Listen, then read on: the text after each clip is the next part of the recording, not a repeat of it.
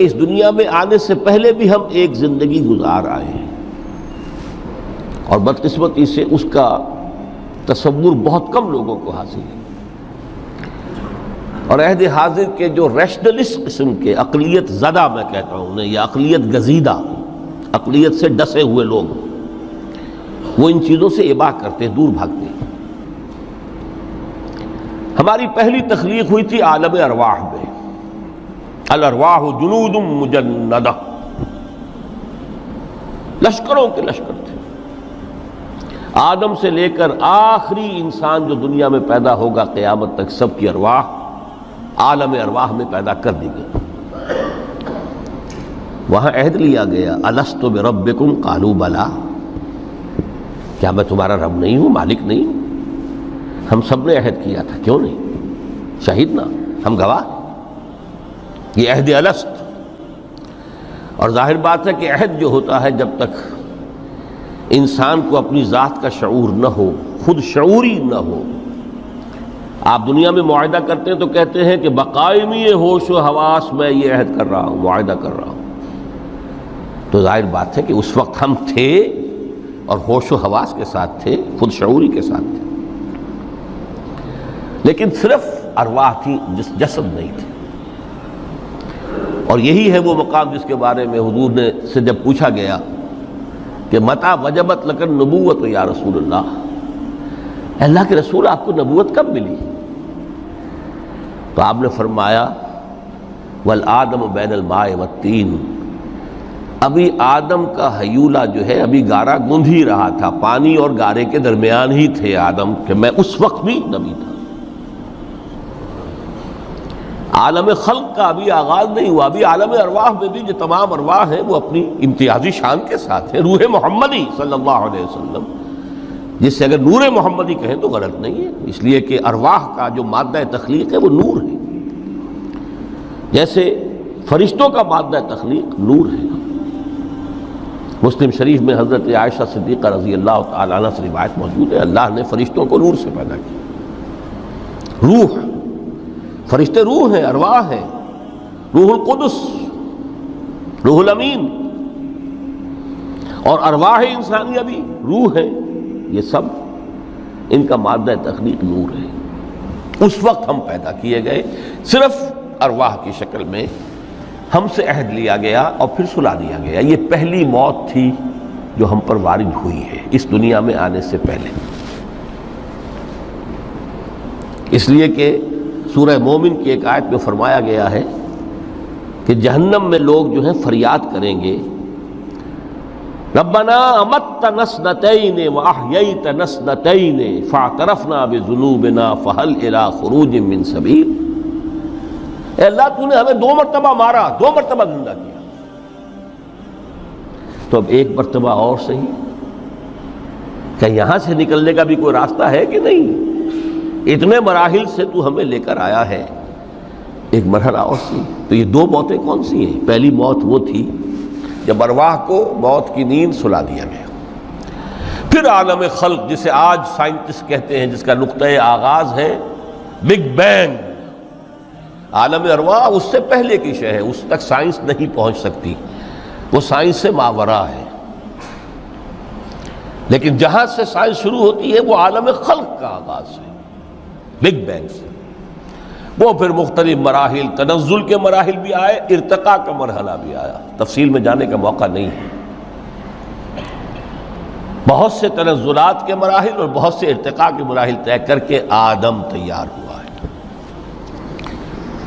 حضرت بیدل نے رحمت اللہ علیہ بہت خوبصورت شعر کہا ہے، ہر 2 عالم خاک شد تا بست نقش آدمی، اے بہار نیستی از قدر خود ہوشیار باش۔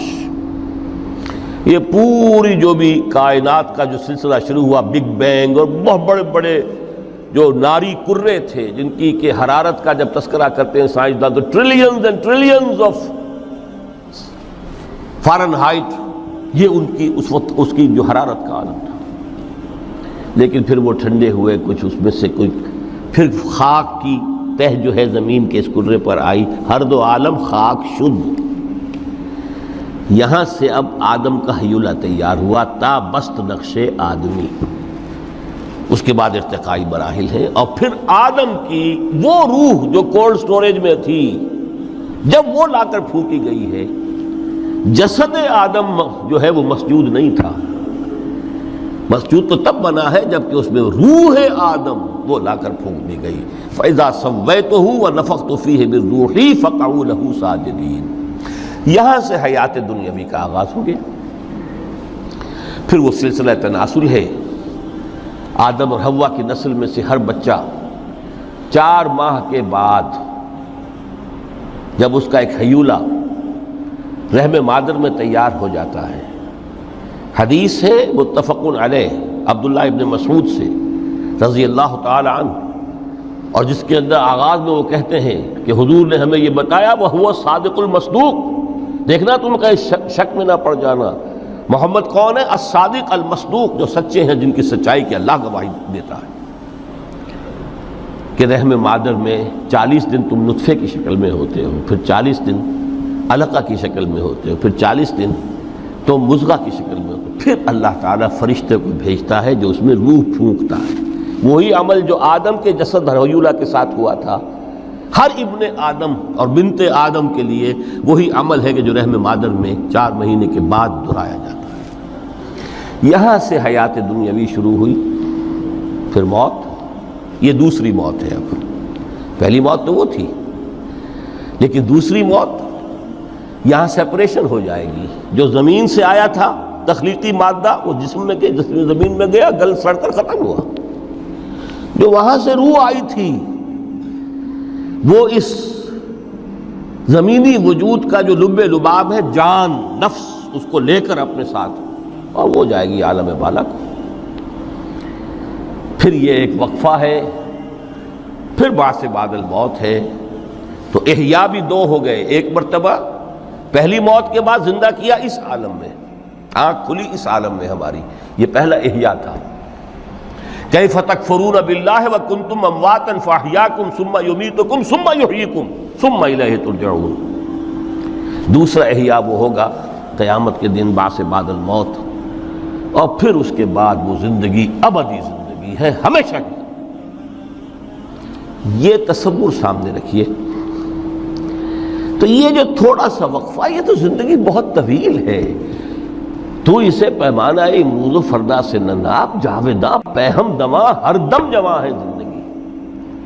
اس میں یہ وقفہ جو ہے، خلق الموت والحیات لیبلوکم ایکم احسن عملا، یہ اس جسد کے ساتھ اس روح کا اتصال، اور یہ 30 40 50 60 70 80 100 برس کی عمر، یہ ایک وقفہ ہے، یہ امتحانی وقفہ ہے، تمہیں جانچا جا رہا ہے، پرکھا جا رہا ہے۔ ایکم احسن عملا۔ اب اگر تو 2 چیزیں انسان پر واضح رہیں، اور نہ صرف واضح رہیں، مستحضر رہیں۔ واضح تو ہو جاتی ہے ایک چیز، پھر آدمی بھول جاتا ہے، تو کوئی فائدہ نہیں دیتا اس کے۔ مستحضر ایک یہ کہ اصل زندگی آخرت کی زندگی ہے، طویل ہے۔ بل توثرون الحیات الدنیا والآخرۃ خیر وابقیٰ، کلا بل تحبون العاجلہ وتذرون الآخرہ۔ تم اس عاجلہ کو پسند کرتے ہو، اس دنیا کی زندگی کو تم ترجیح دیتے ہو، جبکہ آخرت ہے جو باقی رہنے والی ہے، ابدی۔ اگر تو یہ معلوم ہو، جیسا کہ سورہ عنکبوت کی آیت کے حوالے سے میں نے آپ کو آیت سنائی کہ وما هذه الحیات الدنیا الا لہو ولعب وان الدار الاخرۃ لہی الحیوان لو کانوا یعلمون۔ اصل زندگی جو ہے وہ آخرت کی زندگی ہے، کاش کہ انہیں معلوم ہوتا۔ ایک حقیقت تو یہ معلوم ہو اور مستحضر رہے کہ اصل زندگی آخرت کی زندگی ہے، اور دوسری حقیقت یہ کہ یہ دنیا کی زندگی ایک امتحانی وقفہ ہے۔ دین کی بات پھیلانا صدقہ جاریہ ہے، ثواب کی نیت سے ویڈیو کو شیئر ضرور کیجیے۔ جزاک اللہ۔